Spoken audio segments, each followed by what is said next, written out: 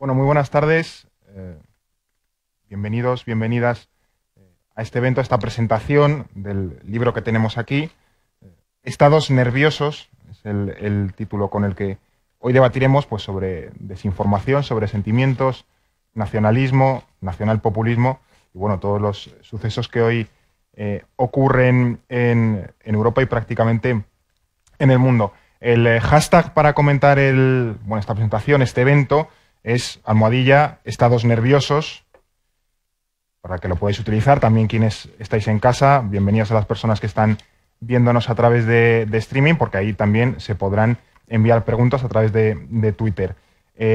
Hablando de preguntas, más tarde habrá un turno de preguntas, así que, bueno, si tenéis alguna cuestión, sobre todo pregunta concreta, bueno, luego podréis formularlas. Y luego también el autor firmará ejemplares del libro para aquellas personas pues, bueno, que quieran una dedicatoria. Paso a presentar a quienes nos acompañan hoy. En primer lugar, el autor de este libro, William Davies, sociólogo y economista.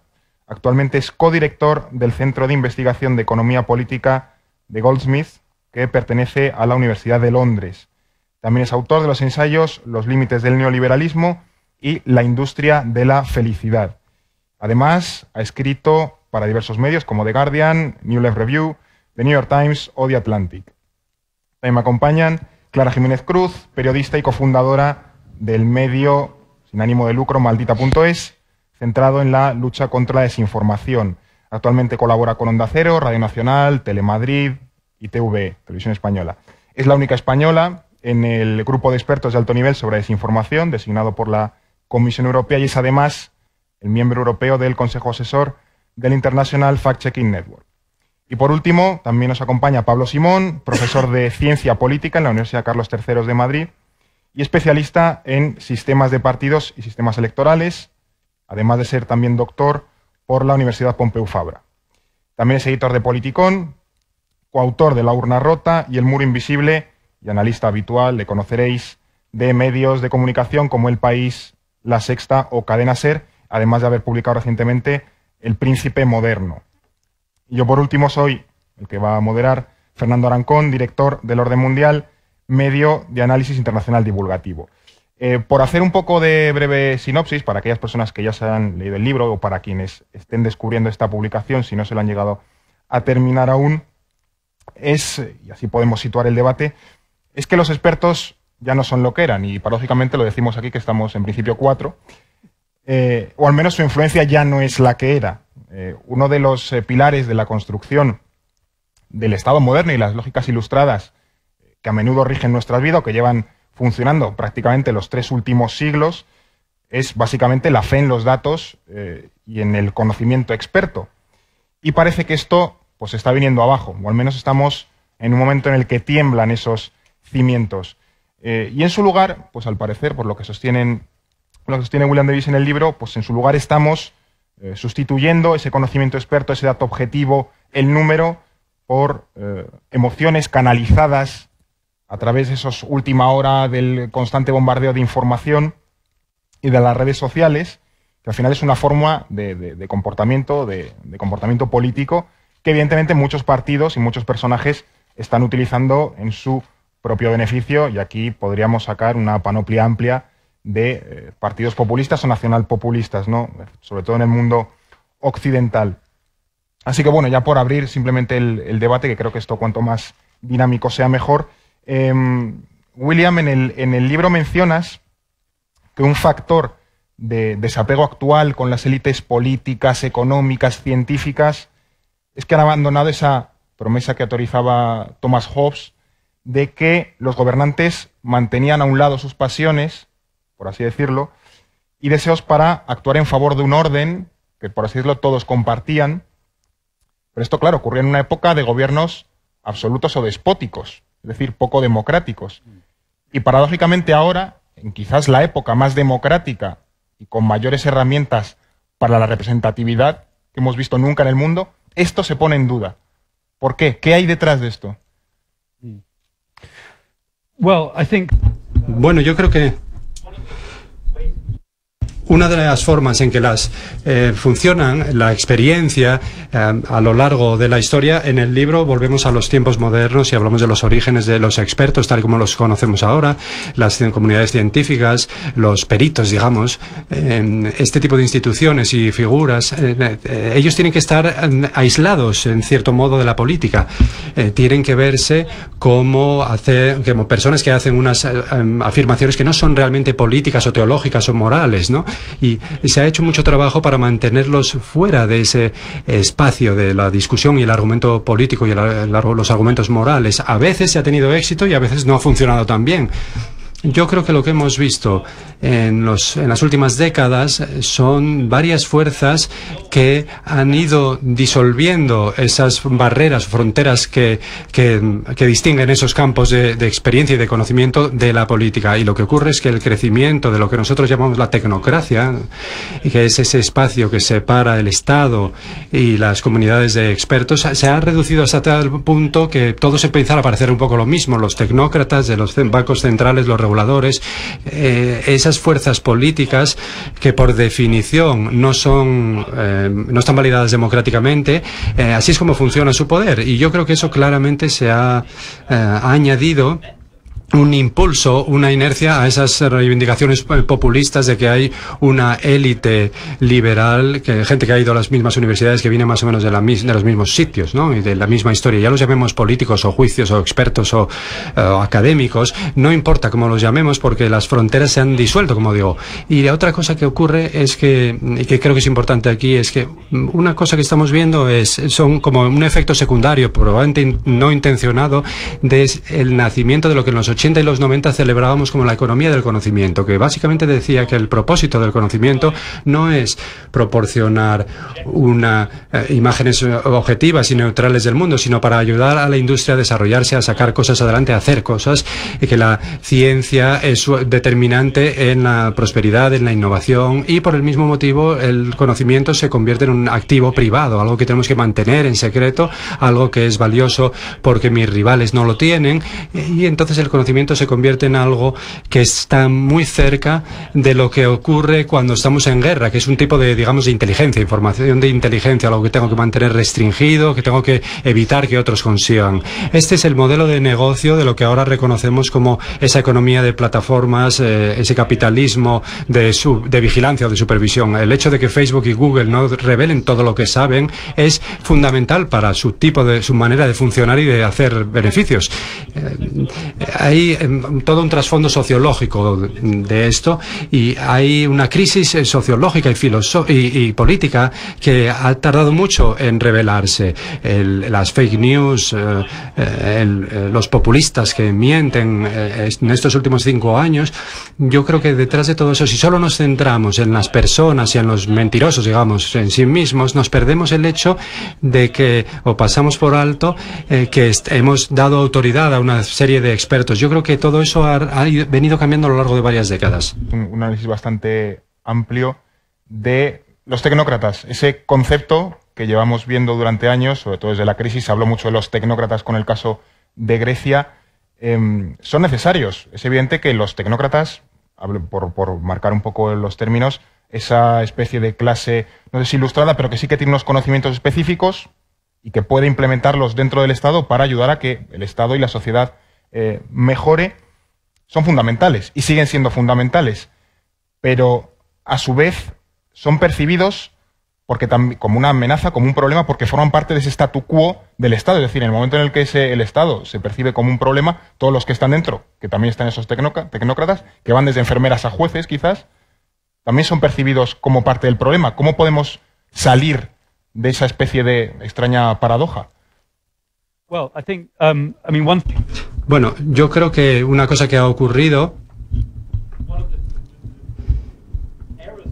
uno de los errores de la tecnocracia, hay ciertos tipos de poder que han continuado alejándose de las experiencias vividas por las personas. Yo creo que hay transversalmente en todas las democracias occidentales, los centros de poder se han convertido en algo ajeno, casi imperialista, que actúa imperialistamente sobre la nación, y es muy pronunciado sobre todo, por ejemplo, en el Tea Party en Estados Unidos. Es fundamental para entender entender el Brexit.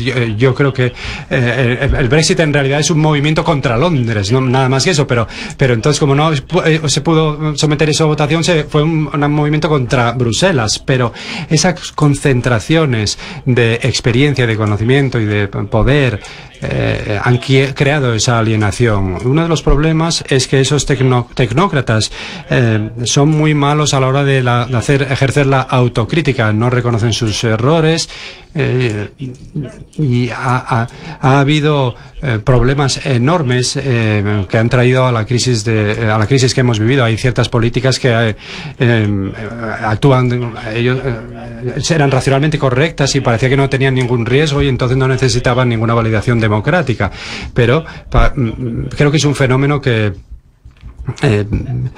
tiene mucho sentido en realidad en muchos aspectos, pero otra cosa que nos surge cuando estamos hablando de la tecnocracia en relación con la crisis europea o la crisis del euro, uno de los argumentos que yo hago en el libro es que si vamos a los orígenes de estos expertos, hay ciertas ideas como el liberalismo, el gobierno moderno y que es de donde viene este concepto de los expertos, es la idea de progreso, de ir mejorando. La razón por la que medimos el PIB, por ejemplo, en una economía es para ver cuánto crece. La razón por la que medimos la población es porque queremos que la población crezca. Es una presuposición en este proyecto, hay una presuposición en el proyecto de que todo tiene que ir incrementándose, y el problema del liberalismo es que nos dice todos tenéis que abandonar vuestros sueños de ser un héroe y un gran guerrero en aras de un progreso. Lo que ocurrió en 2008 y ya ocurrió a mediados de los años 70 en Estados Unidos, por ejemplo, es que ese proyecto, esa oferta, se ha venido abajo, ha desaparecido. La esperanza de vida está reduciéndose en muchos lugares de Europa y de Estados Unidos. El crecimiento económico ya no es el objetivo en absoluto del proyecto europeo como tal, si es que lo fue en algún momento. Yo creo que hay una especie de... la tecnocracia parece un proyecto de poder totalmente desnudo, totalmente sin tapujos, digamos. Mucho más de lo que lo había sido. Ha habido una fase de transición en todo esto. El día increíble del liberalismo expansivo fue exactamente la era keynesiana de posguerra, donde creció, prosperamos todos, la gran mayoría de la gente, nos convertimos en el mundo desarrollado, y eso ahora está en entredicho, digamos, un poco. Una vez que decimos que la tecnocracia está supervisándolo todo y está ahí, y en el momento que estamos estancados, realmente la tecnocracia empezamos a verla de otra forma. Porque nos podríamos considerar como esa parte de los expertos que ahora mismo están en la picota, que aman esos hechos, los números y demás, pero quizás hay un error también pensar, y tú lo comentas, que hay gente que no ve el mundo igual que como lo vemos nosotros, por distintas consideraciones o factores o lo que sea, ¿no? Pero, sobre todo para ti, Clara, que trabajas más en la desinformación, ¿hasta qué punto sigue habiendo mucha gente que no entiende nuestro lenguaje, el lenguaje que utilizamos, los conceptos que utilizamos, las ideas con las que trabajamos, y sobre todo que nos hemos dejado atrás en el camino? Y no lo digo como algo negativo hacia esas personas, es que no nos entienden, no. Es negativo hacia nosotros, nos los hemos dejado en ese camino, no estamos sabiendo transmitir ese conocimiento. Es decir, uno de los bulos, creo, con los que tuvisteis más problemas fue el de la gente que se bebía el agua del mar. Y parece una tontería. Aquí, pues claro, suenan risas. ¿Cómo te vas a beber agua del mar? Bueno, es que hay gente que ocurre. Entonces, ¿cómo conseguimos rescatar a esas personas? ¿Por qué se han quedado atrás?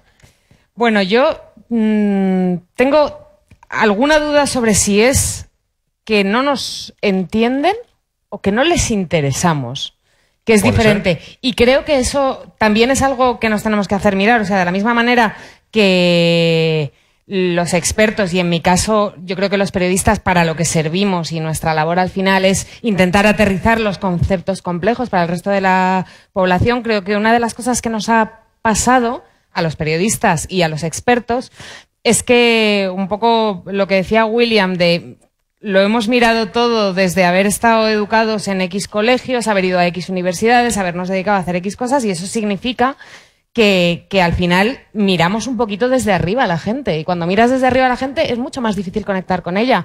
Una de las cosas que nos ha pasado en Maldita es que del periodismo tradicional que hablaba unidireccionalmente. Yo me pongo delante de una cámara en la tele y le hablo a la gente, y que la gente me conteste o no me da un poco igual. En el momento en el que de repente se abren las redes sociales y la gente nos puede contestar, nos damos cuenta de que necesitamos escuchar a las audiencias, y cuando te pones a escuchar a los ciudadanos, tu visión periodística de qué es importante y qué no es importante, a qué hay que prestarle atención, qué necesita explicación, qué ya sabe todo el mundo, cambia radicalmente. Porque cuando te pones a escuchar te das cuenta de que hay muchos ciudadanos que no saben lo que es un decreto ley, y que por lo tanto, para entender las noticias que les estamos contando, primero tenemos que explicarles qué es un decreto ley. Y es normal que no sepan lo que es un decreto ley. Nosotros nos dedicamos a hablar de eso todo el rato, pero la gente en su casa tiene 1000 problemas, se va a trabajar 10 horas al día, vuelve a casa cansado, y lo que le falta es tener que leerse cómo se organizan las leyes en su país.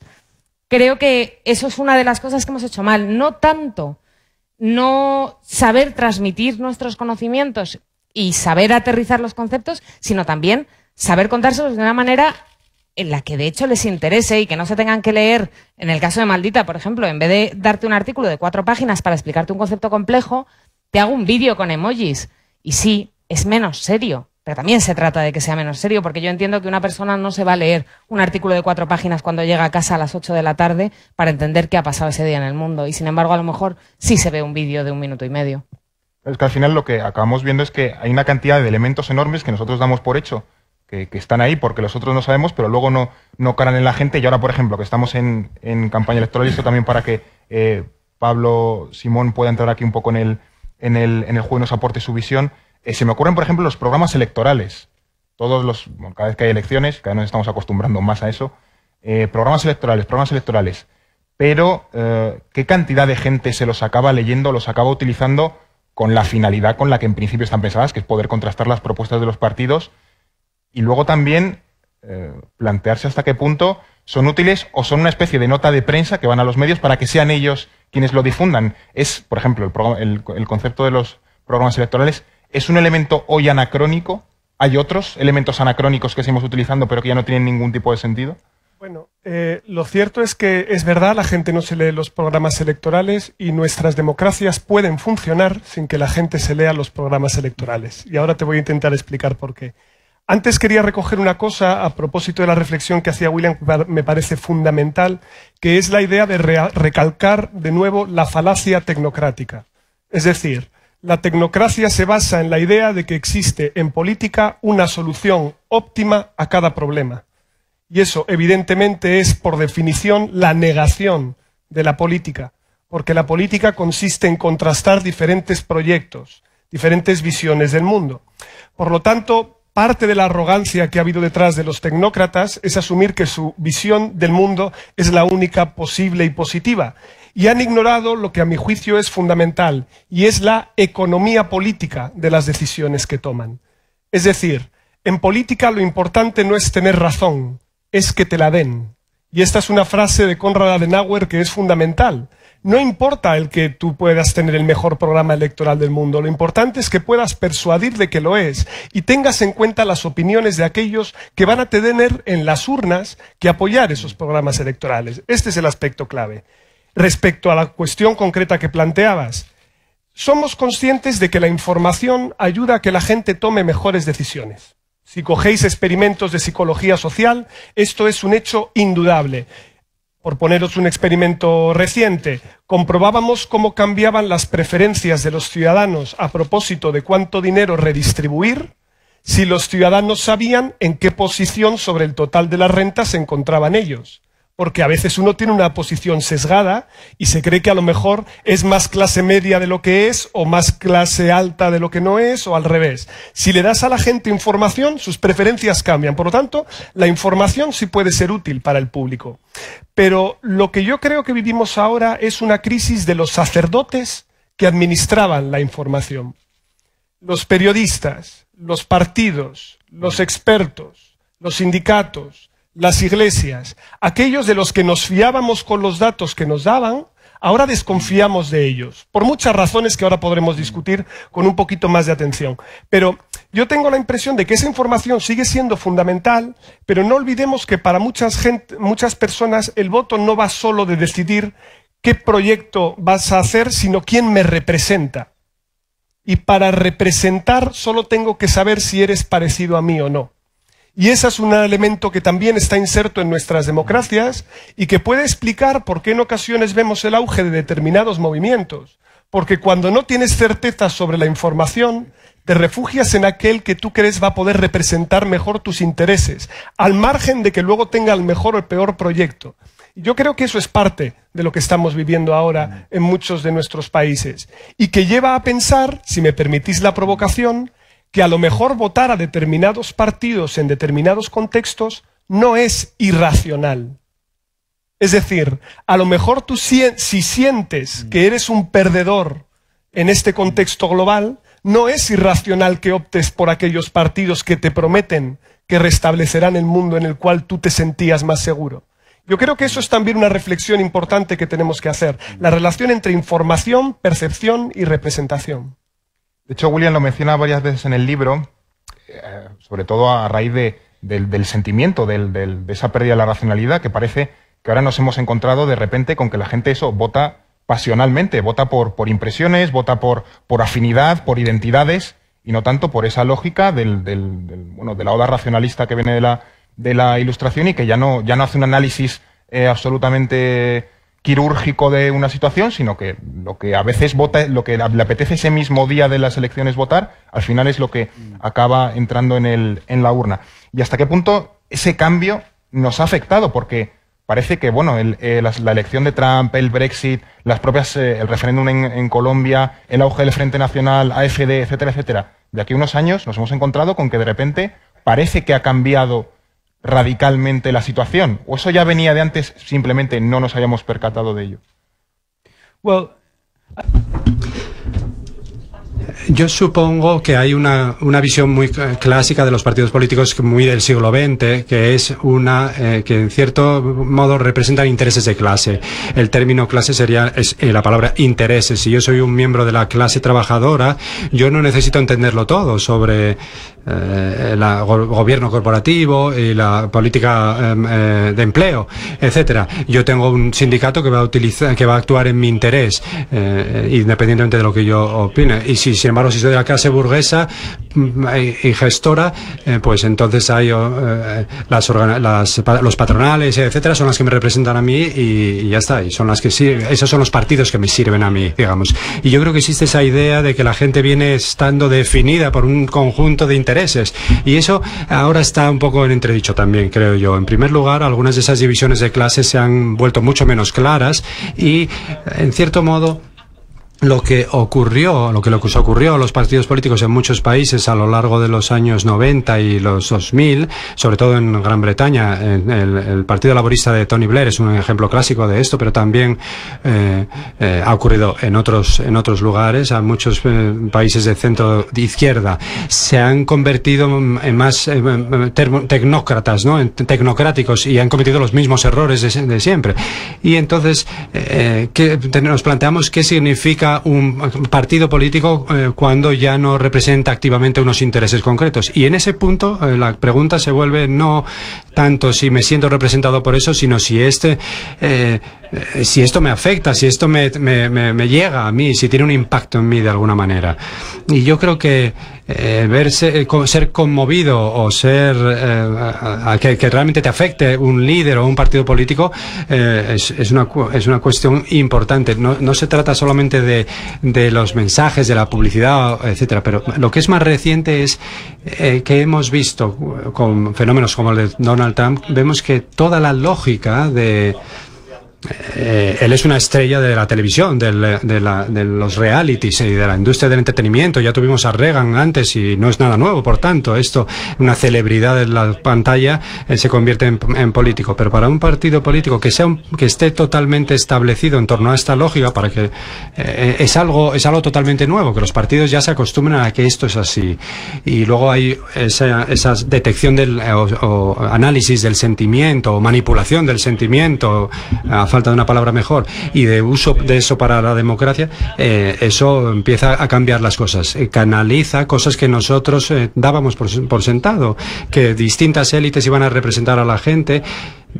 ya fuera a través de un código concreto de interés público o a través de una serie de expertos o un deber por parte de una profesión como por ejemplo los periodistas o una idea de los intereses de unas personas concretas como respaldo de un partido. Yo creo que todo eso se ha disuelto a lo largo de los últimos años y ahora estamos, yo creo que quiero ver lo que va a ocurrir en ese contexto. El mundo que vivimos hoy parecería absolutamente impensable. Hay un dato que hace en el libro, lo voy a mencionar porque me dejó estupefacto. La mitad más pobre de la población estadounidense no vio aumentar su riqueza en los 40 años anteriores a la llegada de Donald Trump. Es decir, la riqueza al final, ese concepto de crecimiento, de que todo va mejor, etcétera, etcétera, etcétera, no es para todos igual. Y cuando lo sumamos con cambios a escala global, es decir, la globalización ha cambiado, la llegada de Internet, porque estamos hablando de hace 40 años, es decir, el mundo de entonces será abismalmente opuesto al que podemos ver ahora. Y aquí me recordó una idea que le oí decir a Pablo una vez, que es que uno de los principales elementos de identidad, que al final es en lo que parece estar empezando a girar todo esto, la identidad, la nueva identidad, hace 40 años, en esa época a la que quiere volver Donald Trump, el trabajo era la principal seña de identidad de buena parte de la clase trabajadora, que era demográficamente absolutamente mayoritaria. Pero hoy ya no.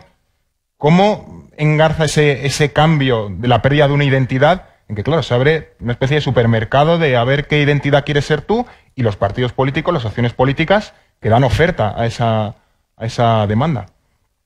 Bueno, yo creo que es indudable que se ha perdido anclaje y que esto es algo consustancial a las transformaciones de los últimos 40 años. A mi juicio, lo que ha hecho la crisis económica es destapar, mostrar esos cambios estructurales de una manera muy cruda en un síndrome que, insisto, es compartido por la mayoría de los países de Occidente. Es decir, en casi todos estamos viendo las mismas dinámicas de volatilidad electoral, fragmentación, riesgo de retroceso autoritario, desinformación, en un mundo que es cada vez más pequeño, con unos estados-nación que cada vez parece que tienen menos margen de maniobra para regular los que se supone son nuevos poderes, o que hoy tengamos corporaciones económicas que son más poderosas que muchos gobiernos, y esto lo vemos de manera continua, ¿no? Antes lo considerábamos casi normal. Es la típica anécdota de tener a presidentes de las regiones de España pidiendo a empresas que por favor traigan modelos de coche a determinadas fábricas, porque eso, bueno, si eso no es el buscar al poder económico para que por favor tenga bien invertir en tu región, pues no sé qué sería, ¿no?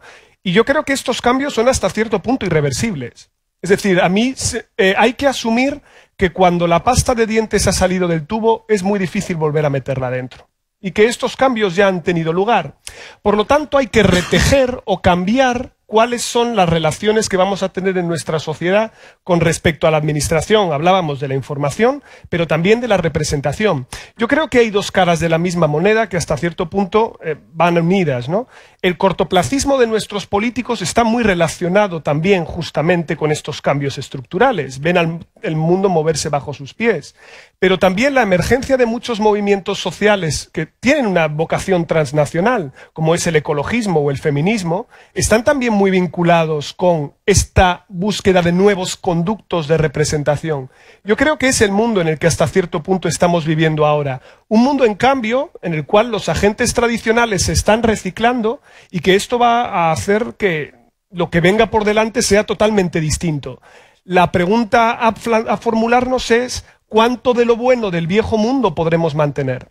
Es decir, hay muchas cosas que traemos muy buenas de los últimos, digamos, 50, 60 años, ¿no? Y si el haber construido en nuestras sociedades un cierto bienestar, unos ciertos contrapoderes, lo queremos convertir en un paréntesis en la historia, que ha durado 50, 60 años, y volvemos otra vez a algo más parecido al siglo XIX, más desarticulado, más irregular, o bien buscamos fórmulas nuevas de hacerlo para articular también gobernanza global, que yo creo que es un tema que en el fondo subyace también a iniciativas como las que plantea la Comisión Europea sobre cómo entrar en estas cuestiones de la información. Porque además en este proceso en el que surgen grietas y el mundo está cambiando, también es un momento maravilloso, y digo maravilloso en la carga negativa, para la desinformación, para que toda esa gente que está buscando una nueva identidad pues encuentre un poco el discurso o la opción que ellos les gustaría tener. Y aquí en el libro se habla de, de trolls rusos, etcétera, etcétera, pero la figura del troll, ahora avanzaremos más sobre ello, de la desinformación en general, porque hay una parte muy interesante en el libro, pero también por poner una base clara, no nos tenemos que ir a Rusia para buscar las fuentes de desinformación que al final nos acaban saliendo en Facebook, en WhatsApp, en Instagram. En España, por ejemplo, ¿cuáles serían las principales o donde más directamente nos están dando? Bueno, sobre todo es que en España no tenemos pruebas para poder irnos a Rusia y decir que son ellos las fuentes, ¿no? Yo creo que principalmente, sin señalar, porque es algo para lo que no tengo datos para hacer, diría que hay determinadas identidades que efectivamente se están manifestando como especialmente potentes a la hora de distribuir desinformación en España. Por ejemplo, los discursos anti-inmigración me parece que son una clave dentro de los sistemas desinformativos que vemos. Los discursos que tienen ciertas problemáticas con nuevas identidades creadas, como puede ser el feminismo, y que intentan atacar a esa identidad con cuestiones de género, muchas veces manejando desinformación. Yo creo que esas son dos básicas, y creo que hay una tercera que es extremadamente peligrosa, que tiene que ver con la pseudociencia, que la hemos visto mucho más potente en otros lugares, como por ejemplo en Italia, en el que el movimiento antivacunas tiene mucha potencia, y en España, tú lo decías antes, nosotros hemos tenido ciertos problemas con gente bebiendo agua de mar. Empezamos a verlo, y empezamos a verlo con más peso que hace un par de años. Creo que una de las cosas que pasa con esa nueva búsqueda de las identidades, y lo que decía Pablo de hacia dónde vamos si volvemos al siglo XIX o cómo nos lo planteamos, es que todo se ha fragmentado tanto que la recolocación de las diferentes identidades que cada uno de nosotros estamos escogiendo cuando ya dejamos de ser fuerza laboral y punto, va a ser muy complicada, porque muchas de ellas chocan. Y recolocar eso no es sencillo, y creo que además la política no está en un momento en el que ayude a montar el puzzle, sino que como ellos también se están rediseñando, están más en un momento en el que nos tiran de un lado a otro las fichas y caemos como caemos. Porque además las pseudociencias que comentas, por cierto, no bebáis agua de mar, que no lo hemos dicho, pero la del agua del mar no se deshidrata, puede tener bacterias. Todo mal. No lo hagáis. Pero eso, las pseudociencias, esos ataques, al final es una impugnación de uno de los factores fundamentales que nos ha hecho desarrollarnos durante los 2 últimos siglos, que es la ciencia. Y ahora hay una impugnación clara de todo lo que hay detrás. Y al final también lo mencionas, de que hay una especie, vamos hacia una especie de guerra continua, aunque sea dialéctica, en Internet, en los medios, de lucha constante contra lo establecido. Entonces, no sé, William, cómo le podemos hacer frente a esa especie de guerra continua a la que algunos, no sé si sectores, pero sí pequeñas piezas sueltas nos empujan constantemente. Well, yeah. Sí, yo creo que nos confundimos mucho. Cuando Internet entró a formar parte de la sociedad no lo entendimos bien. Había unas expectativas de que iba a ser como la imprenta, ¿no? Y que iba a dar lugar a esa nueva ilustración, y que íbamos a cumplir los sueños de la democracia liberal y demás. Yo creo que como en el caso que menciona Clara, ahora nos hemos dado cuenta de que Internet no es una máquina que produzca consenso, como lo fue quizá en su momento en las manos de los editores la imprenta. Es una máquina para producir disensión, es una máquina de romper consensos, más que nada. Y yo creo que ese es el gran desafío al que nos enfrentamos. Creo que si dos cosas parece que son noticias y que son buena información, y una lo es y otra no lo es muy difícil realmente saber cuál es, qué es lo que puedes hacer al respecto. Y otra cosa que digo en el libro es que yo supongo una de las formas en que el populismo hay ciertas verdades que dicen los populistas de los liberales, que dicen tú vienes de este entorno, de esta educación, de estos grupos sociales o lo que sea, ¿no? Pero también es verdad que si leo algo en el Financial Times, yo no voy y sigo toda la metodología y voy y compruebo la fuente original y demás, ¿no? Sino que tú te basas un poco en que tiene aspecto de ser verdad. Quizá hay un GIF en Twitter, pero si está por ahí el Financial Times, pues le das credibilidad. Todos somos vulnerables y susceptibles de caer en esto, ¿no? Una cosa que creo que merece la pena mencionar en todo esto es que los expertos, yo no sé lo que dicen las encuestas en España, ¿no? Pero internacionalmente hay una tendencia general que es que la confianza en la fe, en la ciencia, en la fuente de la experiencia sigue siendo bastante alta en todos los países. Y yo creo que esto es interesante y hablo de ello. Por ejemplo, la profesión médica tiene niveles muy altos de fiabilidad, de confianza. Donde la gente ha tenido un colapso por completo de esta confianza es, como ha dicho Pablo, los políticos y los periodistas. La gente que están, como si dijéramos, en el centro de permitir que esa esfera pública se ocurra, ¿no? Que son como los guardianes, digamos, de la información, ¿no? Y los políticos como representantes de la gente. Ha habido un colapso de todo eso, de la fe en todo eso. Y si nos centramos en algunos de los problemas constitucionales a los que nos enfrentamos ahora mismo, y vemos quién es la gente que es vulnerable a esas fake news, por ejemplo. Es la misma gente que se ha sentido que su mundo se ha venido abajo económicamente y políticamente de otras formas, ¿no? Por ejemplo, si cogemos al movimiento antivacunas, la gente, lo que ha movido ese fenómeno, lo que lo ha hecho progresar, no es el hecho de que haya mucha desinformación sobre las vacunas, que la habrá, ¿no? Sino que la gente que es vulnerable a esa desinformación es la gente que está alienada con la política, la misma, que siente que las noticias les engañan, que nadie les representa y que nadie se preocupa por ellos. Y entonces alguien llega y quiere meterle una jeringuilla a su hijo en el brazo sin explicar por qué, y entonces desconfían. Y es todo parte de una crisis más amplia de los medios y de la política, ¿no? No sé muy bien cómo se repara todo eso. Pero no podemos centrarnos demasiado en la idea de que el sistema está bien, pero que hay ciertos trozos de información que están mal. Ha habido estudios que analizaron lo que ocurrió en Estados Unidos con las elecciones en 2016. Network Propaganda es un libro extraordinario que habla de esto y que habla de que la gente que creía las mentiras sobre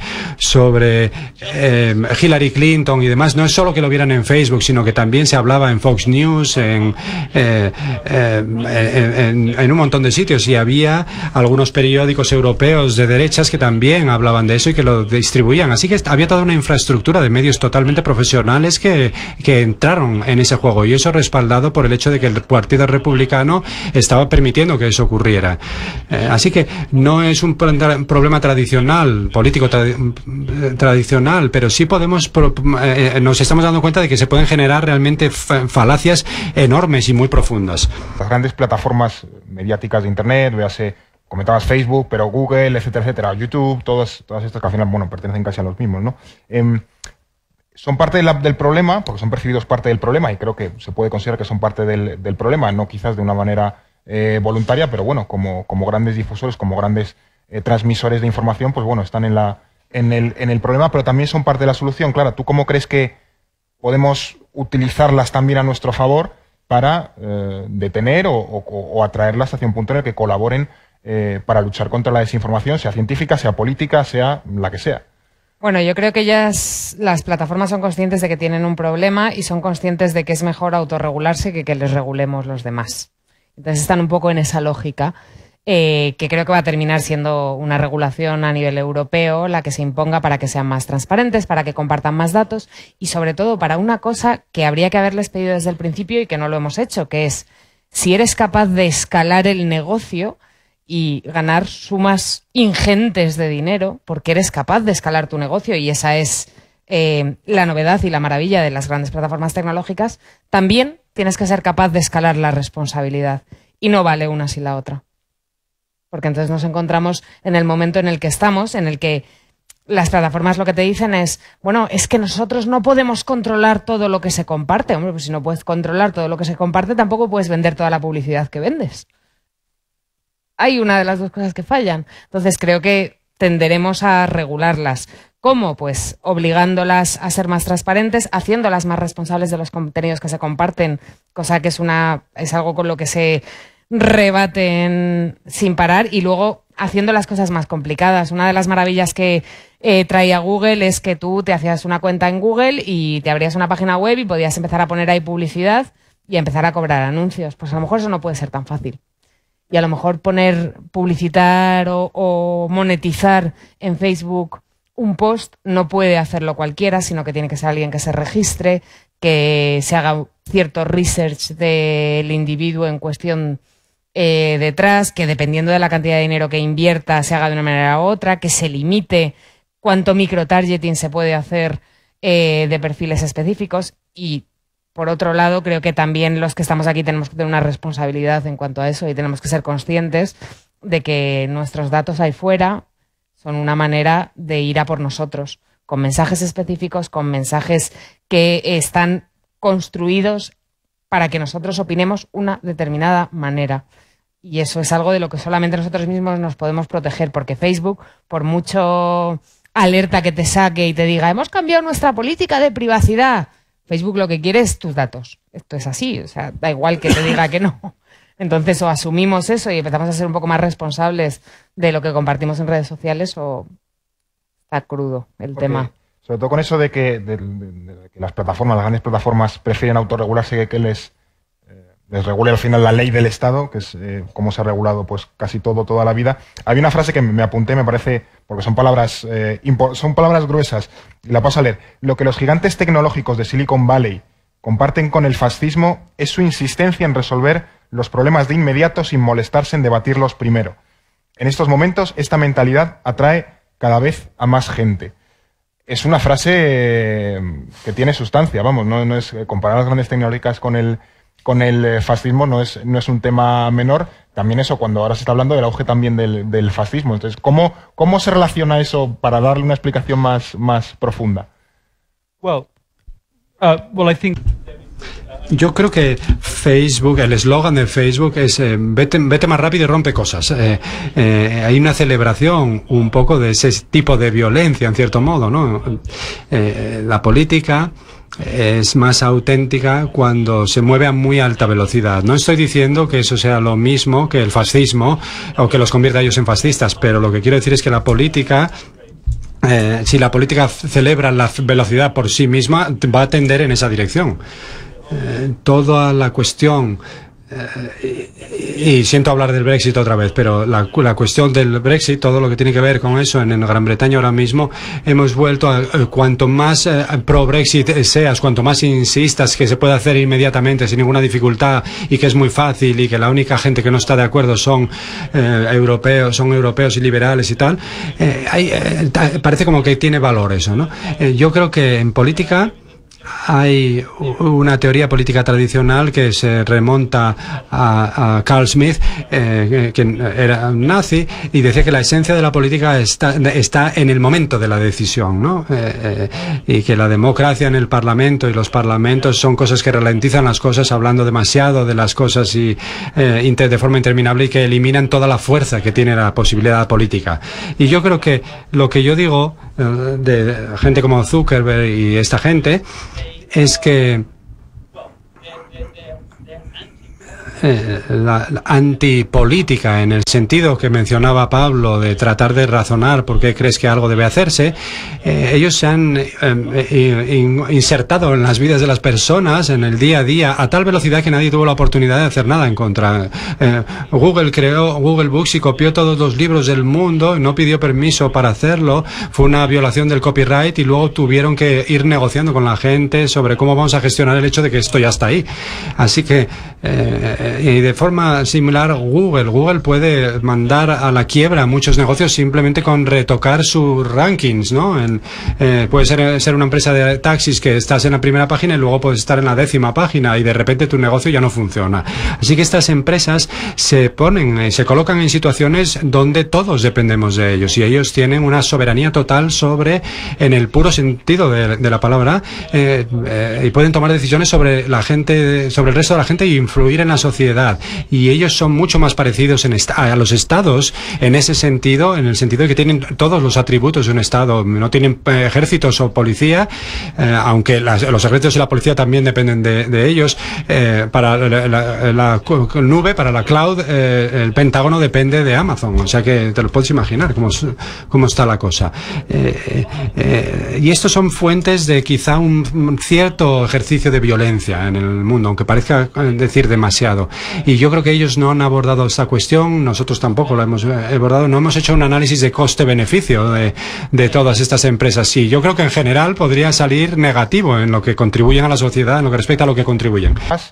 Es un factor fundamental y lo vemos que al final con estas grandes empresas ocurre constantemente, que desde gobiernos a particulares tenemos una dependencia para con esas empresas y eso transmite un poder que nosotros les otorgamos.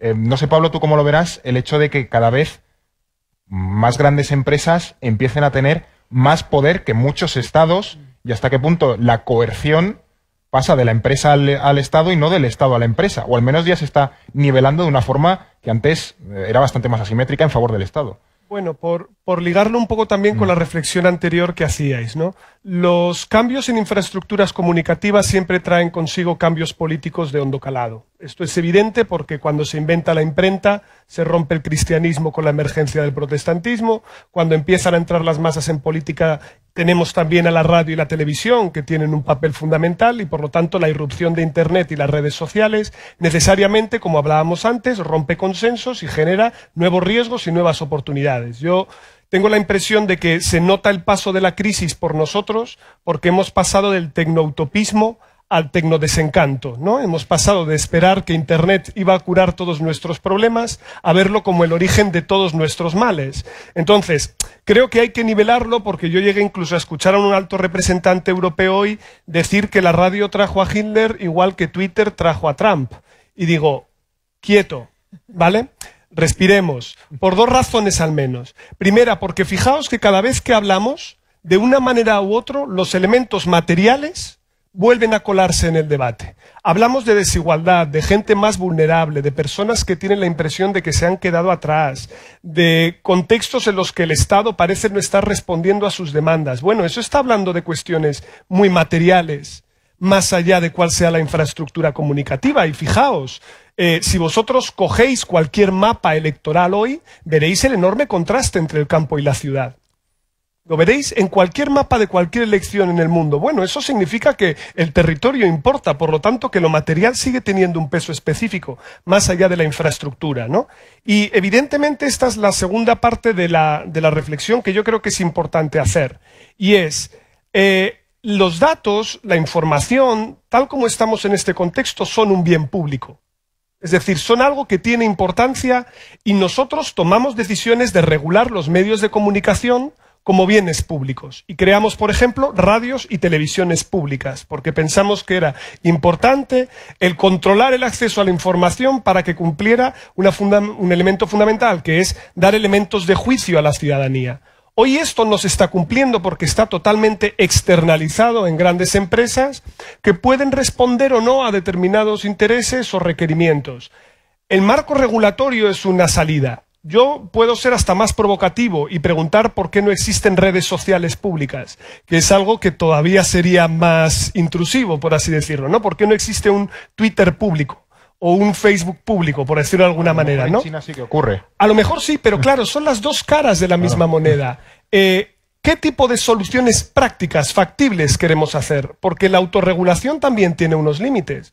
Y son los propios intereses que tienen las empresas.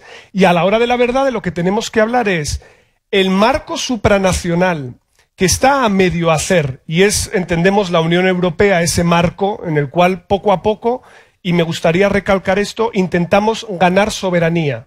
¿vale? Porque cuando uno tiene soberanía sobre el papel, pero no la puede ejercer, no tiene soberanía, ¿vale? Y estamos decidiendo juntarnos para ganar soberanía, es decir, para ganar poder y capacidad de regulación sobre este tipo de cuestiones.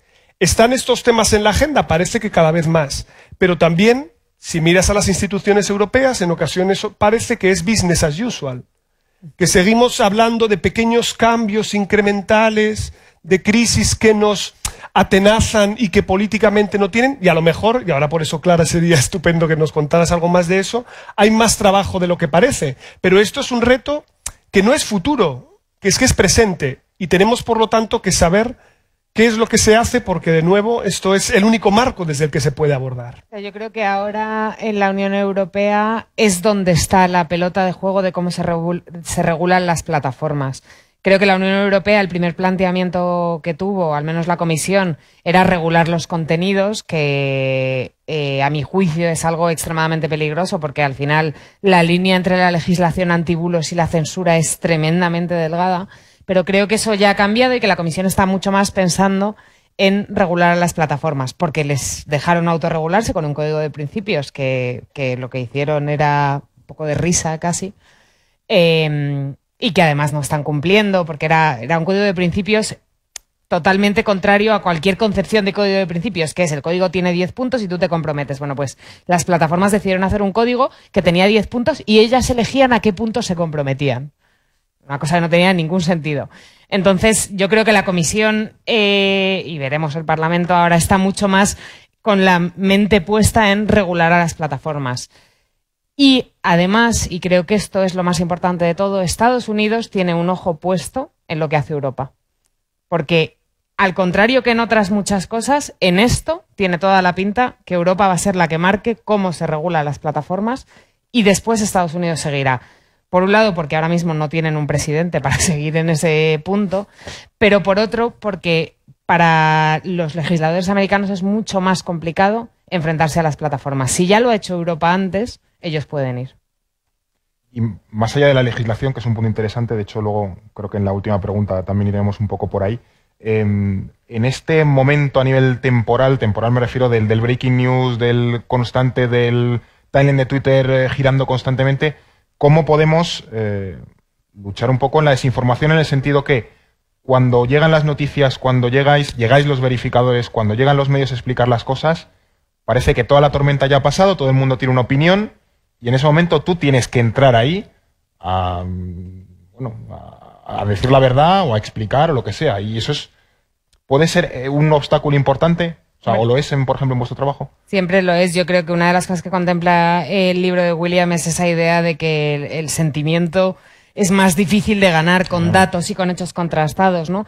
Pero yo también tengo un poco la sensación de que esa democratización de la información que hemos conseguido con las redes sociales también ha hecho más consciente a los ciudadanos de que la información contrastada es importante. Y que en realidad, por mucho o por muy en un lugar de la conversación en el que estemos situados en cuanto a sentimiento, nos jode que nos mientan. Y cuando alguien nos dice que nos han mentido y nos lo demuestra, nos jode que nos hayan mentido, incluso aunque sean los de nuestro bando. Nosotros, esto es una prueba, vamos a decir, poco científica, ¿no? Pero nosotros lo vemos, por ejemplo, con el tema catalán lo vemos sin parar, que viene gente con banderita a decirnos, o con el lazo amarillo o con la banderita de España a decirnos, pues esta me la habían colado porque yo creía que esto había ocurrido y no había ocurrido, y eso pasa constantemente. Y es gente que o sea, para ponerte el lazo amarillo o la bandera de España en Twitter estás muy convencido de lo tuyo. Y sin embargo, sí son capaces de cambiar el ciclo de la conversación y además de hacerse cargo de que se la han colado y de que se la han colado además a su entorno, que eso a mí me parece que es especialmente importante, porque yo no voy a poder llegar, o Maldita no va a ser el periódico de referencia de todos los españoles que están convencidos de una idea que es errónea, pero gracias a que esos ciudadanos descubren que algo es mentira y luego viralizan ese desmentido, y son ellos con su banderita de España o con su lazo amarillo los que le van a sus colegas y les dicen, oye, esto es mentira, creo que es más fácil convencer a la gente. Pero es una responsabilidad individual, claro. ¿Y la gente reacciona mejor a, oye, va, pues me la han colado? O no, aunque tú me has dicho que es mentira, algo esconderás y yo me reafirmo? Pues hay de todo, pero creo que es un error pensar que que no es posible reconquistar a esa gente con datos y hechos. Creo que es difícil, creo que es verdad que los sentimientos dominan, creo que es mucho más fácil contar una historia con llanto o con alegría o con enfado que con datos y hechos, pero creo que con determinadas estrategias comunicativas, haciendo mensajes más sexys, intentando emojis intentando reconquistar a la audiencia, al final hay cosas que calan. Y de verdad, es que yo estoy muy convencida de que a la gente le jode que le mientan. Y creo que eso, cuando la gente se hace consciente, es muy significativo en cuanto a cómo responden. Ya, antes de dar paso a las preguntas del público, desde casa, si tienen, os voy a lanzar una última pregunta a través de una frase que, bueno, también para transmitir esa imagen de esperanza, pues para no caer en un pesimismo de, oh, Dios mío, está todo fatal. Paso a leerla. Es preciso dejar de emplear el lenguaje como un arma y restablecerlo como herramienta para hacer promesas con el fin de que la democracia parezca menos belicosa en el futuro. Cada uno desde vuestro punto de vista, ¿cómo entendéis esto? Es decir, ¿qué esperanza queda? ¿Cómo mejoramos esto?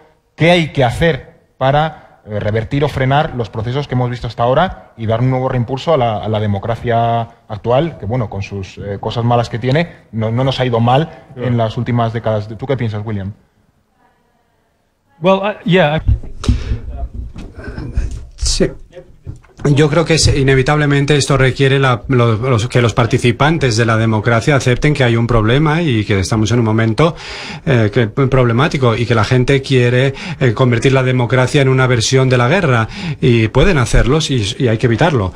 Ellos tienen la oportunidad ahora y a menudo se ríen, ¿no? Es el estado de esta cuestión de las troles y de todo. Realmente es un poco se están riendo de nosotros, ¿no? Una de las cosas que considero que es importante, hay una posición en mi libro sobre dos ideas del conocimiento. Una cosa es el conocimiento de la guerra, de la confrontación, de la disrupción, esa mentalidad de ir y romper cosas que tenía Facebook. Y otra es la idea de utilizar el conocimiento para tener ventajas sobre los demás. Y otra cosa es que podemos estar de acuerdo en el conocimiento. Es algo que tiene que ser la base de una realidad común. Podemos no estar de acuerdo en muchas cosas, pero no obstante aceptamos una serie de hechos que son la base sobre la que juzgamos y de un mundo compartido. Una de las dificultades que tenemos es ¿quién va a ser la base de ese tercero neutral, digamos? Pueden ser la judicatura, pueden ser los medios independientes o un montón de fuerzas que sí que proporcionan, en cierto modo, esa posibilidad de tener una perspectiva neutral. Pero ya no se ve que sea creíble, no se considera que sea creíble. Parece que todo el mundo es o un amigo o un enemigo. No hay un tercero independiente, un árbitro, digamos. Y una de las cosas de las que yo hablo en el libro es que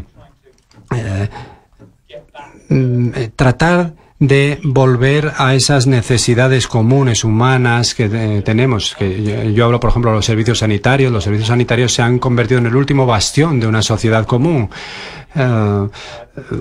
Eso es algo que todo el mundo sigue queriendo que el Estado proporcione, ¿no? Una forma básica de seguridad social. Eso es lo que les importa a ellos, a sus familias y a sus hijos, y lo que realmente tiene un impacto en sus necesidades humanas más básicas de seguridad, de salud, etcétera. Y yo creo, como mencionaba antes, yo creo que es interesante que una de las últimas profesiones que sigue teniendo un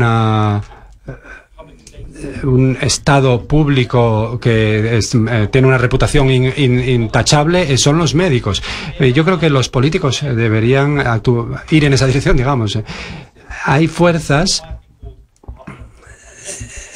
Hay algo que podríamos decir que es el populismo de izquierdas, que es una posibilidad representada con la campaña de Bernie Sanders en Estados Unidos. Hay un tipo de ahí de movilización que gira en torno a una humanidad común o compartida, y parece que quizás estoy siendo demasiado optimista, pero eso puede ser lo que contraste con esa otra movilización que ve la democracia como una sucursal, digamos, una versión de la guerra, ¿no? Ya no hay una opción para tratar de buscar una realidad común sencillamente volviendo a una serie de élites o de instituciones que antes se consideraban que que eran el centro de todo y que ahora parece que nos han fallado. Y yo hablo en el libro de cómo se construyeron estas instituciones. Yo creo que hay un trabajo que va a ser lento de reconstruirlas, no de cero probablemente, pero sí tratando de pensar cómo esa política afecta a la gente en lo que respecta a lo más básico, a los aspectos más básicos de lo que es nuestra vida en común. Sistemas políticos electorales. No, pero algo que está bastante relacionado además con el propio libro, que es la cuestión de la polarización, ¿no? Es evidente que nuestras sociedades están mucho más polarizadas que en el pasado, no solo por los cambios estructurales profundos que hemos vivido, sino también, por supuesto, por una crisis económica que ha tenido un enorme impacto. Y esto ha llevado a que desde una esfera de la construcción, digámoslo así, de la conversación pública, ahora lo que estemos viendo es una tendencia a construir dos bandos en las cuales lo que hacemos es, primero, negar el pluralismo, es decir, negar que el otro pueda pensar de manera diferente por una razón que no sea porque es malvado o es estúpido. Por lo tanto, negar la legitimidad de esa persona que tienes enfrente. Tú puedes cometer en ocasiones errores, pero es por razones estratégicas. Él es por razones malvadas. Y lo segundo y fundamental, siempre quien tienes enfrente es un todo compacto y homogéneo. Los que están en tu lado son heterogéneos, son diversos, tienen diferentes puntos de vista, pero ellos son un todo homogéneo al cual le niegas la legitimidad. Yo creo que esta lógica lo que nos demuestra hasta cierto punto es las instituciones solas no son suficientes para que funcionen nuestras democracias. Tenemos que construir narrativas compartidas y esto habla de los agentes. Y sobre todo de los cuáles son los suelos morales de los agentes, es decir, qué es lo que se considera aceptable e inaceptable en política. Y yo creo que aquí hay dos cuestiones claves que tendríamos que revisar. La primera es volver a construir significados compartidos. El conocimiento es importantísimo aquí, como bien se apunta en el libro, pero por ejemplo, en el conflicto, por ejemplo, a propósito de lo que está ocurriendo en Cataluña, todo el mundo habla de democracia. Pero lo que entiende por democracia unos y otros es totalmente distinto. Por lo tanto, el problema no es la palabra democracia, el problema es lo que entendemos por democracia o cuál es el significado compartido. Y esta es la clave, porque si no tenemos un significado compartido no podemos saber hacia dónde ir. Y lo segundo, y muy importante, y esta tal vez sea uno de los componentes, digámoslo así, destruidos por las redes sociales, la empatía. La capacidad de ponerte en el lugar del otro. Esto es algo fundamental, porque si no somos capaces de comprender al otro, es imposible que podamos también acercarnos a sus razones y buscar un compromiso, que es parte del fundamento de la política. Y las redes deshumanizan. A quien tenemos enfrente es un agente, es algo parecido a lo que hacen los datos también. Por eso los datos no nos conmueven, porque es una fría estadística. Por eso los datos nos sirven para persuadir. Tiene que haber algo también que nos toque la fibra, con lo que podamos empatizar y sentirnos cercanos. Los, entre comillas, malos, lo saben. Los malos lo utilizan y se aprovechan de las emociones para su causa. Y vuelvo a la frase inicial. No es importante tener razón, es importante que te la den. La inmigración puede ser buena para tu país y puedes tener los mejores datos que lo prueban. Pero eso nunca será suficiente si no eres capaz de tocar la fibra sensible que demuestre que puedes tener un vecino inmigrante con el que te sientas cómodo y con el que puedas sentarte a tomar un vino. Y esa es la clave, la construcción de significados y de empatía, y es lo que nos puede ayudar a superar esta división que yo no creo que sea inevitable. Como esa frase que le atribuyen a Stalin de que la muerte de una persona es una tragedia, la muerte de un millón es una estadística, ¿no? Pues hablemos de la frialdad persona. Hablemos de los datos. Y en cuanto a, bueno, o por esta parte o por la parte de la verificación, de la creación de conocimiento, de detener los bulos, ¿tú cómo lo ves? ¿Cómo crees que hay que mejorar? ¿Dónde hay que incidir para mejorar? Sí, vamos a arreglar el país, que estoy muy español, aquí a arreglar Claro. Fenomenal. Pues mira, yo me voy a quedar, ya que he apuntado la empatía, Pablo, con una cosa que creo que tenemos que empezar a plantearnos más, que es ese mundo de la inmediatez constante en la que vivimos, ¿no? Es verdad que tenemos el minuto a minuto, en un día como hoy, de la exhumación de Franco en el móvil y vamos viéndolo, ¿no? Ya han sacado el féretro, ¿no? Ya han retirado la lápida, ¿no? Ya... Creo que tenemos que aprender y reaprender, de la misma manera que nos han dado un móvil para seguir todo minuto a minuto, tenemos que reaprender a si es bueno seguirlo o no, a cómo lo seguimos, a cómo nos afecta a nosotros anímicamente que lo sigamos, porque todo eso al final influye en la concepción que tenemos del mundo, ¿no? Influye incluso en cómo nos planteamos las elecciones y cómo votamos. Esta mañana he estado aquí en otra charla y una de las cosas de las que hemos hablado, que yo creo que es muy significativo, fijaros que las últimas elecciones fueron en abril. En abril el eje discursivo preelectoral era izquierda-derecha y en esa izquierda-derecha se obtuvo un resultado, X. El eje discursivo ahora mismo no es izquierda-derecha, es Cataluña-España. Y eso puede influir en cómo cambia y sin embargo no ha podido cambiar tanto este país de abril a ahora mismo. Pero estamos tan en la inmediatez, en el último minuto, en lo último que hemos visto, en lo último que nos han contado, en lo último que ha ocurrido, que la concepción que nos hacemos de la realidad está totalmente sujeta al timeline, yo no diría de Twitter, porque creo que Twitter somos 4, pero sí al timeline de la actualidad constante que recibimos y tenemos que aprender un poco a pararnos y a separarnos de eso y a dividir los espacios y a tener un ratito para pensar las cosas. Y ahí me voy a quedar. Bueno, muy, muy interesante. Es cierto que si no parece un abismo, por la cantidad de información que tienes cada día, parece que ocurre más tiempo. Cuanto antes era ver el telediario y ya está. Pasamos a las preguntas. Si hay en el público una nota previa, que sean preguntas, no reflexiones ni filosofar sobre estos conceptos, que da pie a ello. Por eso lo advierto. Entonces no sé si hay preguntas en el público, si no yo sigo aquí lanzando. Gracias, buenas tardes. La pregunta es dirigida sobre todo a William y a Pablo. Habéis hablado de cómo los partidos estructuraban la política durante décadas como grandes grupos aglutinadores de votos, etcétera. Pero Pablo decía antes que han perdido anclaje, ¿no? Que han perdido pie en buena medida porque ya son animales muy grandes y con poca capacidad de moverse, ¿no? Y de adaptarse a la inmediatez, a los temas cambiantes, a las identidades. Y luego además sufren el personalismo de líderes que se ven opados de repente, que ganan elecciones con dinámicas populistas y que igual sacrifican al partido entero para ganar las elecciones, ¿no? Pienso en Trump o en Boris Johnson, ¿no? Entonces no sé en qué situación quedan los partidos y cómo sobreviven a esta nueva situación en la que ya, pues, igual las identidades no son tan fáciles de responder, ¿no? No son tan fáciles de convencer, digamos, ¿no? Por los partidos. Gracias. Por favor. Yo creo que es una muy buena pregunta. Creo que los partidos, es verdad que ahora se están viendo rejuvenecidos en algunos casos al abrazar movimientos sociales y empiezan a ser vistos de una manera concreta. Durante el Partido Laborista del Reino Unido, por ejemplo, durante un tiempo había tenido unos movimientos de bases y asociados y eso ha sido muy eficaz en cierto momento, pero luego surge la pregunta de cómo esos movimientos de bases mantienen una relación con la jerarquía del partido. Yo creo que la pregunta es hay nuevos partidos que se están creando en sistemas electorales como Francia, por ejemplo.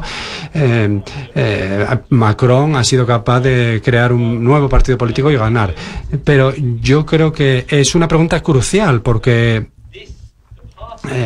el partido es el medio ya acreditado y consolidado para ejercer la mediación entre el Estado y el individuo. Y si volvemos a los años 50, en toda Europa los partidos tenían una membresía enorme y ahora ya no tanto. Yo creo que, no sé, estoy seguro que hay gente que está pensando en esto muy detenidamente, cuál es el modelo que podríamos implantar, porque la gente habla de los partidos digitales, que podrían ser esas nuevas entidades virtuales que pueden moverse a una velocidad mucho más rápida. En Gran Bretaña, por ejemplo, hay Nigel Farage, otro populista, creó en enero un nuevo partido y fue el primero en las elecciones europeas en abril o a los pocos meses. Una presencia enorme en los medios, en las redes sociales. Eso ha ocurrido y también ha pasado con el Movimiento 5 Estrellas en Italia. Esas son algunas de las posibilidades, pero ese significado compartido del que habla Pablo, eso es otra cosa distinta. Algunos partidos que aparecen hoy y desaparecen mañana, probablemente porque hablan, se vuelven como si dijéramos efímeros, porque se dirigen o apelan más a las emociones que a los intereses estables, porque los intereses estables son, quizá porque esos están cambiando también y cambian mucho y no son tan estables ya, pero bueno, no sé lo que piensa Pablo. Veamos, los partidos son útiles por muchas razones. Los partidos nos vienen bien porque reclutan y socializan a nuestros dirigentes, porque nos movilizan y nos mueven para ir a votar y sobre todo porque nos dan atajos informativos. Es decir, como nos sentimos cercanos a determinados partidos y esos partidos tienen posición sobre todos los temas, gracias a esto podemos saber qué es lo que tenemos que pensar sobre muchos temas. Por lo tanto, son un atajo informativo útil para vertebrar la política. ¿Qué es lo que ocurre? Los partidos clásicos, que se forman a partir de la Segunda Guerra Mundial, cristianodemócratas, socialdemócratas, el consenso de posguerra, eran partidos que te daban una identidad de la cuna a la tumba. Tenías la prensa del partido, el sindicato del partido, y todavía algunos aguantan con esa liturgia. Los que nacieron entonces todavía tienen esa liturgia, pero ya no funcionan los partidos así. Desde los años 70 la militancia en los partidos en toda Europa no ha dejado más que decaer. La gente además está más alfabetizada y es más crítica. Tienes también otro abanico de cosas que puedes hacer, que no es ir a una sede de un partido. Puedes participar en una ONG, en un movimiento social, puedes influir en política de manera mucho más abierta. Y los partidos políticos tienen la parte burocrática, pero también se han profesionalizado mucho más. Ahora no necesitas para hacer un partido abrir una sede en cada pueblo de España. Con tener 5 minutos de tertulia televisiva puedes sacar unos resultados relativamente decentes. Por lo tanto, estamos en un contexto totalmente nuevo. ¿Qué es lo que probablemente vayamos a vivir? Un reciclaje, en el que lo viejo no termina de morir y lo nuevo no termina de nacer. En el que tenemos coexistiendo partidos clásicos, sobre todo con gente más ligada a esos partidos de baby boomers para arriba, gente más joven y de edades medianas que no se engancha con los nuevos partidos o que pueden cambiar los nuevos partidos y por lo tanto un escenario de fragmentación y volatilidad mucho más grande, en el cual el ser cercano a una plataforma política se va a acercar mucho más, y perdón por esto porque me duele un poco decirlo, pero se va a parecer más a elegir un producto en el supermercado entre diferentes ofertas políticas, por decirlo así, que en algo que realmente te haga decir yo soy alguien porque pertenezco a este partido. Y eso, el problema que puede tener es que más allá de articular las identidades, hace que la gente se vuelva impaciente, porque quieres que el producto tenga resultados inmediatos. Y por lo tanto que los partidos puedan subir y bajar rápidamente en las encuestas, aparecer y desaparecer, y que podamos vivir un síndrome muy curioso, que es tener mucha marejada en la superficie del mar, pero que nada en las corrientes de fondo cambie.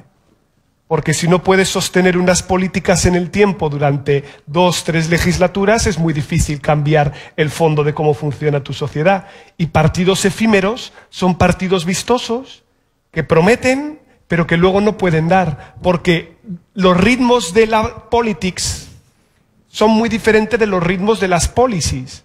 Es decir, cambiar la maquinaria de cómo funciona nuestra sociedad es lento y el ritmo con el que seguimos la política es rápido. Y hay un desacople entre cuándo llegan los resultados y cuándo votamos. Y esto es imposible de casar. ¿Y cómo se arregla? Muchas gracias. No sé si más preguntas por flanco izquierdo, centro, aquí en la primera fila. Hola, buenas tardes, gracias. Habéis estado comentando, aquí en un resumen acelerado, que nuevas tecnologías abren nuevos mercados que cada vez están más acelerados. Una aceleración, la información nos bombardea cada vez más rápido y cuando no tenemos tiempo para procesar la información nos volvemos nerviosos y por tanto es la respuesta emocional y no tanto la respuesta racional que requiere un procesamiento la que nos empuja a la vida pública. En cierto sentido, esto creo que la aceleración con lo que decía Pablo, ¿no? Es lo que nos impide hacer significados comunes porque todo cambia. Todo cambia, una aceleración tan bestia que no podemos hacer un relato que sobreviva 3 meses. Y eso lo hemos vivido aquí en España, por ejemplo, con la irrupción de las expectativas de Podemos y el cambio de relato, el hundimiento del PSOE y el retorno del PSOE. Pero a lo que me refiero, lo que nadie, y ahí va la pregunta, disculpa, es que lo que se ve es que lo que bombardea esos espacios son los nuevos mercados y lo que difícilmente se discute es que a veces hay que cerrar mercados para volver a tranquilizar los estados. Y la pregunta que quería haceros sería, si hubiese que cerrar algún mercado, si el derecho tuviese que imponerse a la economía, que es una cosa que cada vez estamos menos acostumbrados, ¿qué mercados habría que cerrar? Menos mal que yo modero. Es una pregunta complicada, es decir, ¿dónde meteríamos la tijera para regular bien a fondo esto? En el hipotético caso, que luego no sé quién dice que hay que... Es el segundo momento en el que arreglamos el país en esta mesa, ¿eh? No está fácil. It's your book, so... I mean, well, look, I mean, first of all, I mean... Bueno, en primer lugar, los antitrust, antimonopolios, es ahora Elizabeth Warren, cuando si se hiciera presidente, esta era parte. Creo que ese es el problema. Tienes que tener el presidente americano adecuado para empezar, ¿no? A trabajar con las plataformas. Pero yo creo que en general... Yo no soy alguien que conozca los detalles el trasfondo de cómo se compran y venden los datos, pero yo creo que hay un problema fundamental con el modelo de negocio de Facebook. Todo el mundo se lo ha dicho a Mark Zuckerberg muchas veces, a Alexandro Ocasio-Cortez lo estaba diciendo ayer y dice que no lo entiende. Pero el problema fundamental con este modelo de negocio es que, francamente, no importa el contenido que comparta mientras que la gente siga ahí conectada. Y si aplicas ese mismo principio al debate público, a la política en su conjunto, entonces vas camino del infierno. Porque a la gente la puedes mantener conectada con todo tipo de emociones y todo tipo de cosas y no con cosas de calado, digamos. Una cosa que, por lo que tenemos un debate en el Reino Unido ahora mismo, es cómo informar sobre Boris Johnson, ¿no? Y lo mismo ocurrió en Estados Unidos con Trump, ¿no? Y yo creo que los propios periodistas no lo están haciendo todavía, pero están hablando de centrarse menos en la ventaja del primero que se mueve, del primero que actúa, y tratar de recapacitar un poco. No se trata tanto de saber las cosas lo más rápidamente posible y ser el primero en enterarse, sino no tenemos que hacer el seguimiento de la exhumación minuto a minuto, ¿no? Yo no sé lo que pueden hacer los reguladores para tratar de inyectar un poco de pausa o de retraso, de decalaje, ¿no? Pero necesitamos ese decalaje en las cosas, ¿no? No es imposible. Nosotros hemos abordado el tema de la contaminación y la contaminación se veía como algo inevitable en 1850. Se veía que había ríos llenos de basura y así es como funciona el capitalismo. Y uno regula y ralentiza las cosas y legalizas cosas y funciona. No es imposible que las cosas se ralenticen igual que se han vuelto más rápidas, ¿no? No sé cuáles son los puntos de presión, ¿no? Pero no creo que los medios en sí, las cadenas, tienen una responsabilidad de dar un paso atrás y de tener un poco de aplomo y de no centrarse en ser siempre el primero, sino también y de tener siempre la razón. Además, yo creo que tiene que haber un contrapeso entre esas dos cosas, entre tener razón y ser el primero. En lo que respecta a los mercados, tú has dicho mercados, cerrar, no sé cuál sería un ejemplo de eso siquiera, de cerrar un mercado. Oh, no, sorry. No, but in relation to this. No, si no digo que sea un error. Lo que quiero decir es que yo entiendo que los mercados, sí, puedo entender que se puedan cerrar mercados, pero habría cosas que tendrían que prohibirse, como el reconocimiento facial, la tecnología de reconocimiento facial, este tipo de cosas que realmente no tienen por qué tratarse como algo inevitable. Pequeños apuntes con eso. Creo que hay, y lo he oído en muchas conversaciones en los últimos tiempos, ciertos modelos muy utópicos, en mi opinión, yo lo llamo periodismo unicornio, pero cada uno lo llama como quiere.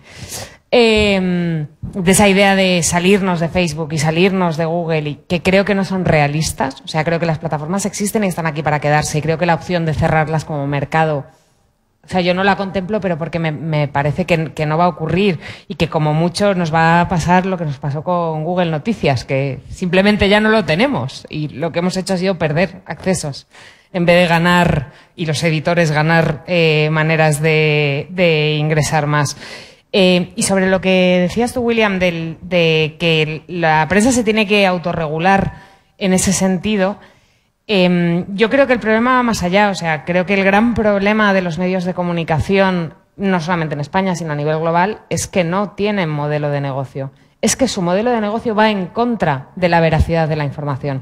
Es que si tu modelo de negocio es ser el primero para colocarte mejor en Google, para que la gente entre más con la última noticia, Obviamente no te va a dar tiempo a contrastar. Y si tu modelo de negocio es tener muchas páginas vistas con la mitad de la mitad de la mitad de los periodistas con los que antes se hacían 25 páginas de un periódico en papel, es imposible que lo contrastes todo.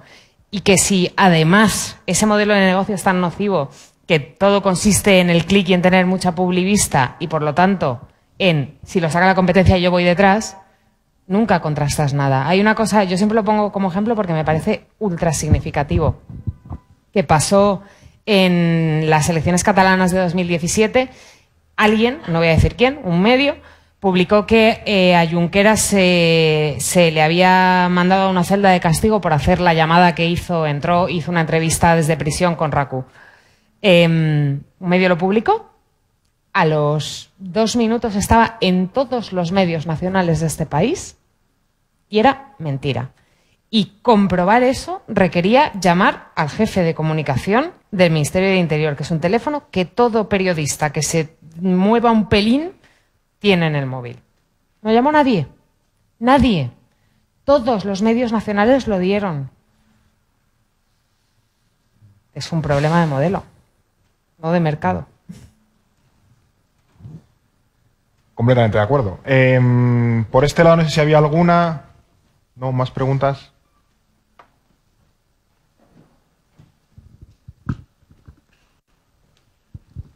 Hola, ¿qué tal? Muy buenas tardes, gracias a todos. La pregunta va dedicada para William. Quiero saber qué es más peligroso, que las emociones se estén adueñando de la sociedad o que hay un sesgo de confirmación en las noticias.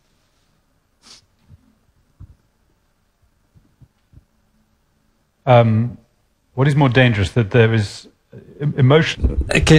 Más peligroso las emociones.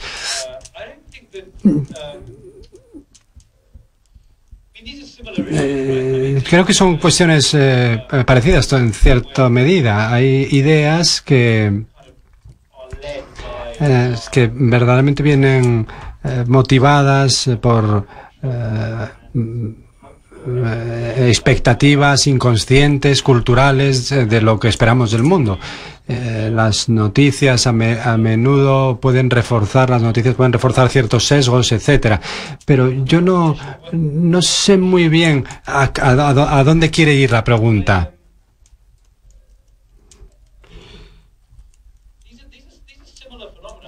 Creo que son fenómenos similares. Y esto es anterior a la era de Internet. El sesgo de los periódicos y todo eso han jugado siempre con las emociones de la gente, llevan décadas haciéndolo. Es la idea, digamos, de la propaganda, ¿no? Que viene de los años 30. Y esto, en cierto modo, no es nuevo. Y yo creo que son cosas que están muy relacionadas. No sé muy bien cómo podemos decir cuál de las dos es más peligrosa cuando son dos cosas, son distintas formas de imponer o de cuestionar, digamos, una idea de objetividad. No sé si, me disculpo si no soy capaz de especificar un poco una o la otra, pero... Corta una más. Que sea corta, por Dios.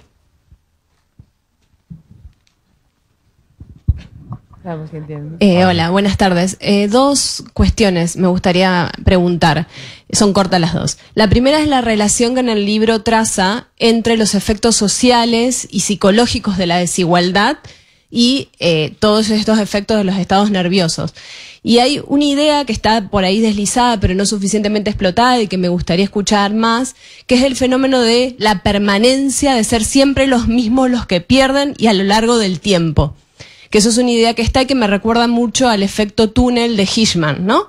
Digamos, si las reglas del juego cambiaran y no fueran siempre los mismos los que pierden y durante mucho tiempo, quizás no estaríamos ante esta situación. Y la segunda es sobre los significados, lo de construir significados. ¿Cómo se construyen significados comunes cuando las condiciones estructurales son diferentes? Sin invisibilizar las diferencias estructurales. Al inicio hablabas de la expertocracia y te referías a los académicos o a los periodistas como un colectivo homogéneo, cuando más de la mitad de los académicos son precarios hoy por hoy. Entonces las condiciones estructurales de un precario, de un profesor precario, no son las mismas que un profesor que no es precario. ¿Cómo creas un significante común o una solidaridad cuando hay diferencias estructurales sin invisibilizarlas? las preguntas eran cortas, las respuestas dan para una tesis doctoral cada una. Entonces...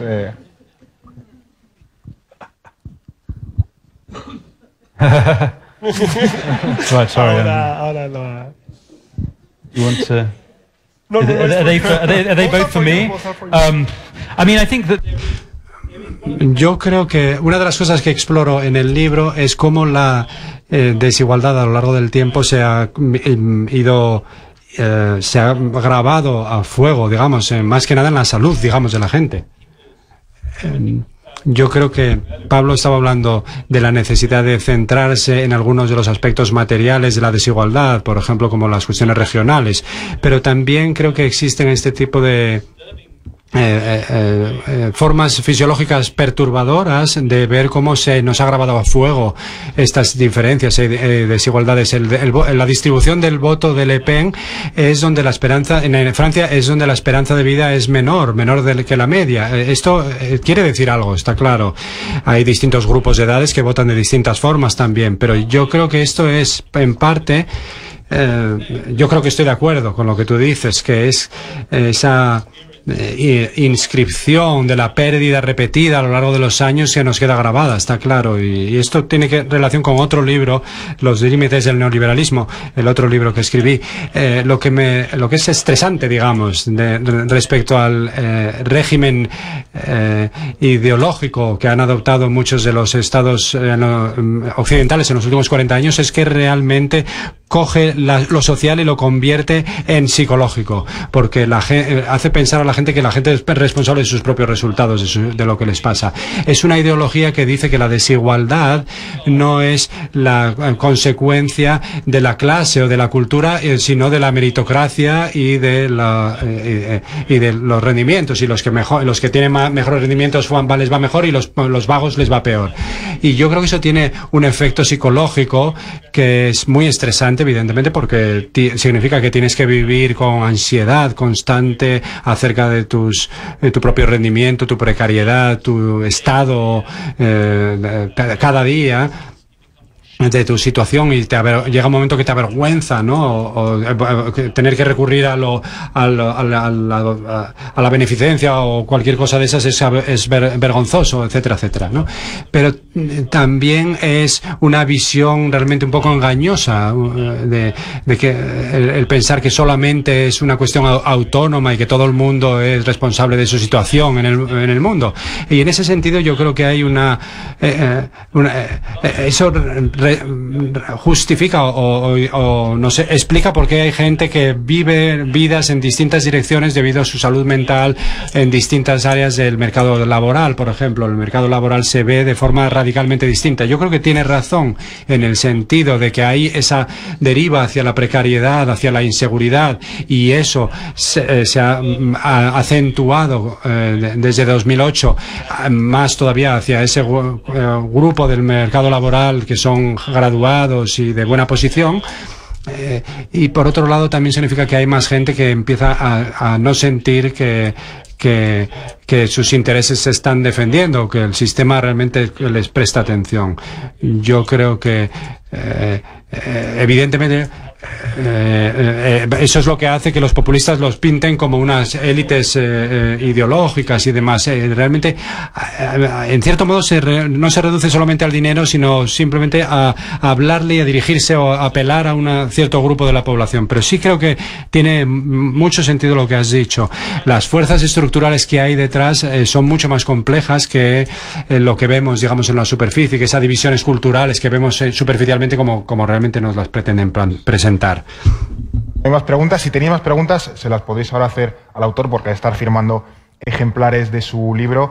Y vamos terminando por hoy. Muchísimas gracias a la Fundación Telefónica por acogernos, por supuesto, la editorial Sexto Piso por editar esta obra, a quienes también han estado realizando la traducción, que no se les ve, pero hacen un trabajo bastante importante, y por supuesto a William, a Pablo y a Clara por acompañarnos hoy, y por supuesto a todas esas personas que habéis acudido hoy a nuestra llamada y a debatir este tema tan interesante. Como digo, ahora estará firmando ejemplares, así que bueno, podéis preguntarle a él lo que consideréis oportuno y le pedís que os arregle el mundo. Muchísimas gracias y nos vemos en la próxima.